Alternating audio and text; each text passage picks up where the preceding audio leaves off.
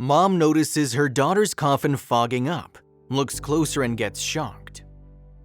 You often hear stories about people returning from the dead, but they are often dismissed as folktales. However, one incident that occurred within the family of a 3-year-old girl encapsulated all their nightmares in one. Mary Jane Mendoza and her husband Juan Jose Martinez lived a quiet and happy life in Villa de Ramos, a small town about an hour from Mexico City, with their only 3-year-old daughter Camila Roxana. The couple owned a small restaurant in the center of town. Nothing ostentatious, but it was a good job with which they could get by and not worry about anything. The family, as is often the case when you own a restaurant in a very small neighborhood community, were well liked by everyone. There was no one without a good word for the Martinez Mendozas. They were a kind and good-hearted family whose only concern was to take care of their little Camila and make sure she had a full and happy life. A wish that unfortunately would never come true. And this humble family would have to face a real nightmare in which their little Camila would end up being the most harmed, becoming an innocent victim and leaving her parents and all those who knew her with a totally broken heart. It all started when little Camila Roxana Martinez Mendoza, 3 years old, began to feel a severe stomachache, accompanied by frequent vomiting and high fever. At first, her parents didn't want to give it much importance since it's very common for children to suffer episodes of intestinal flu, especially during the summer when temperatures are higher and the body tends to dehydrate easily. They went to their neighborhood pharmacy and tried to calm her symptoms with medication and a light diet. However, none of that worked, and the day after she started feeling sick, little Camila got drastically worse to the point where she was unable to get out of bed and was on the verge of fainting because of the high fever she was suffering from. This seriously worried her mother, Mary Jane Mendoza, who decided to seek professional medical attention for her little girl to put an end to her pain and find out what was really happening to her. "The girl has something serious, Juan Jose, I can feel it. We must take her to the doctor as soon as possible or to the nearest hospital. Our baby is in a very bad way and I'm worried about her life. I've never seen her this state before," Mary Jane said to her husband when she saw that her daughter was not getting better and her fever was increasing. "Don't worry, Mary. We'll take her to a doctor right away for an examination. I'm sure it's just a virus that needs stronger medication and nothing more. They'll be able to help us cure our little girl. Don't be afraid," her husband told her, trying to reassure her and take away the seriousness of the matter. However, the matter was more serious than they could have imagined, and when the couple took their daughter to the pediatrician in Villa de Ramos, their hometown, the local doctor was very alarmed to see the girl's condition and the severe symptoms she was showing. Such was his concern that only 10 minutes after examining her, he told them they should take their daughter to a hospital because the case was too advanced and needed more expert medical attention and help. The couple was very frightened, and after putting their daughter back in the car, they sped her to the nearest hospital in El San Luis Potosí in the central state of Mexico. They went to the Hospital Básico Comunitario de Salinas de Hidalgo, where she was admitted urgently for what appeared to be a severe case of dehydration. The hospital doctors placed a cold towel on her lower body to lower her temperature and an oximeter to monitor her oxygen levels, but did not perform any additional tests or analyses to determine the cause of Camila's symptoms. The next morning, after finding that the fever had subsided and Camila had stopped vomiting, the doctors discharged her and prescribed paracetamol, nothing more. Mrs. Mendoza was not convinced of that decision nor the treatment her daughter had received at the hospital, so before leaving she tried to get the doctors to re-examine her daughter, but she was unsuccessful. "Why is she being sent home so quickly? The first doctor who examined her told us that my daughter needed specialized medical treatment, and you just gave her cold compresses and a fever pill, something we and any doctor in the province could do. Please, can't you examine her one more day and determine the source of her discomfort?" Mrs. Mendoza asked the doctor who treated her daughter. In her voice, you could hear the fear she felt about taking her daughter out of the hospital so soon. "There's nothing more we can do for your little girl here. She's responded well to the treatment we've carried out, and therefore we're sending her home.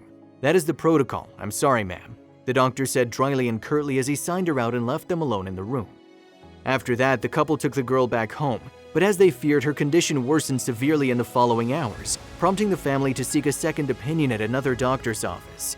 The next doctor advised a fruit-based diet and prescribed another medication. This did not convince them either and did not make the girl feel better, quite the contrary. The next day, when none of the treatments they'd recommended helped, they sought out another doctor who advised them to hospitalize the girl immediately. That led her to being admitted again to the Salinas Hospital between 9 and 10 p.m., where doctors and medical support staff worked to stabilize her condition, which had worsened since the last time she'd been there. Seeing that nothing could stabilize the girl, they tried to administer intravenous therapy to try to speed up her recovery process, a treatment that should have been done 2 days earlier but arrived too late. Putting her on the IV was not easy since Camila had very small arms and her veins were barely noticeable under the skin. In the end, luckily, a nurse managed to do it, and it seemed that for a few moments her vital signs were recovering, but this wasn't the case. After an hour, the nurses removed her intravenous strip and took little Camila to rest in another room. She was still hugging me. They took her away and said, "You have to let her rest in peace," her mother recalled sadly. After that, Mary Jane and her husband were alarmingly locked in another room, separated from their little girl. This made them suspect that something was very wrong, and they demanded to see their daughter again immediately and speak to her doctor. Finally, after several minutes of heated discussions with the sick women, the couple managed to get out of the room, but the medical staff would not let them into the room where their daughter was. Shortly thereafter, the moment would come when the Mendoza's life would stop and their heart would break into 1,000 pieces. The doctor in charge of their daughter appeared and, with great regret, informed them that Camila had died from severe dehydration. Camila's state of dehydration was too severe. Not even intravenous treatment was able to restore her, and we lost her. We deeply regret what happened, but if we could have done more, we would have done it. I sympathize with you. God bless you, the doctor said with regret. It was evident that he felt very responsible for what had happened.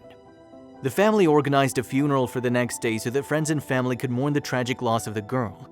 However, during the wake, something happened that would turn the tide. Camila's mother saw the glass of the coffin fogging up. At first, she thought it was her imagination, but as she continued to look, she became sure that what she was seeing was real. "Look, the glass is fogging up! The girl's breathing, my child's breathing! Everybody look at her!" shouted Mrs. Mendoza in tears, trying to get the others to see what she was seeing, but no one was willing to believe her.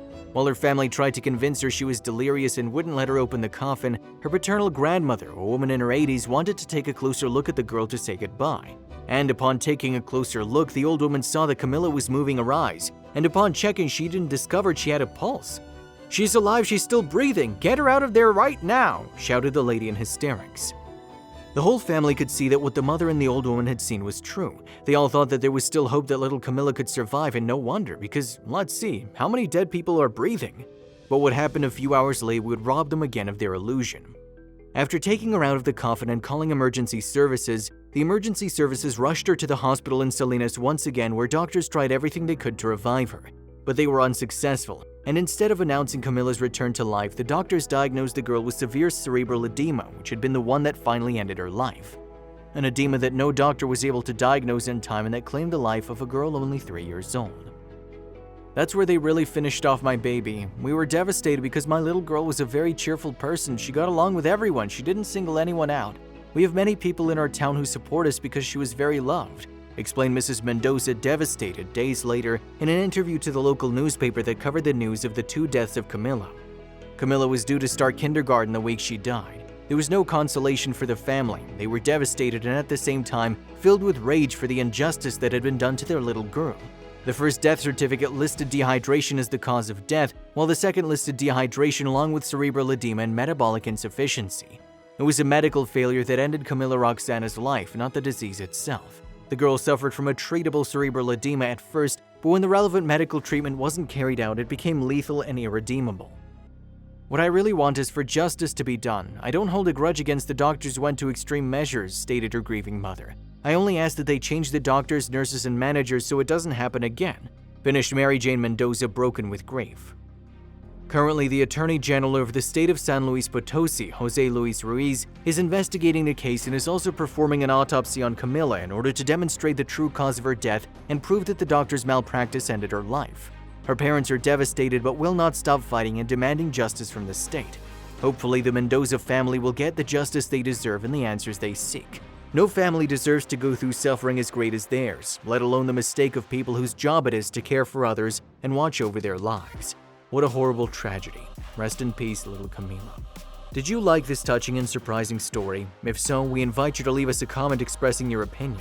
If you want to continue enjoying inspiring stories like this one, subscribe to our channel or check out the other videos shown at the bottom of the screen. Thank you for your cooperation.